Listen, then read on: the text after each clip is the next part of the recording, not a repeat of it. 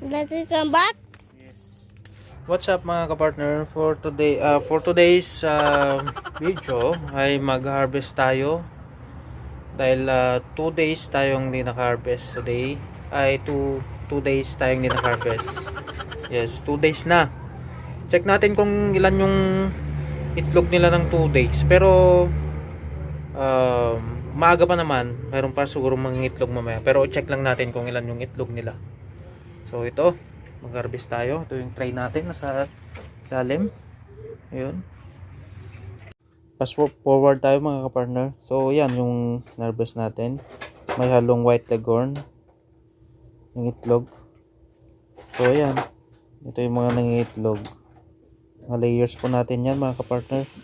Kung nagkatat lang sila dyan sa labas. Naka free range po kasi sila. Bali ang naka free range pala na chicken natin dito kapartner ay 32 pieces po yung nakalabas, naka free range po, pero lang po yung mga nakakulong mga kapartner. So yan yung mga itlog. Bale dalawang tray pala ito mga kapartner yung kinuha ko, kaya ito yung lalagyan ko. So ayan mga kapartner, napuno ko tong isa at talagyan ko din to at kukunin ko yung itlog din sa labas. Meron kasi nag-iitlog dito mga kapartner dito sa labas, so kukunin ko yung itlog nila dito sa may kawayan sa kabilang bakod.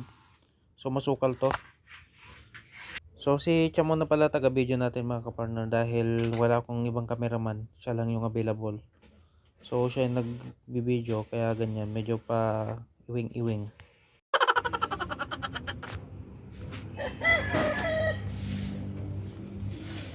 Let it come back. Yes. You ate. Ay. Yeah, okay. 48 pieces pala yung na-harvest natin mga kapartner. Thank you.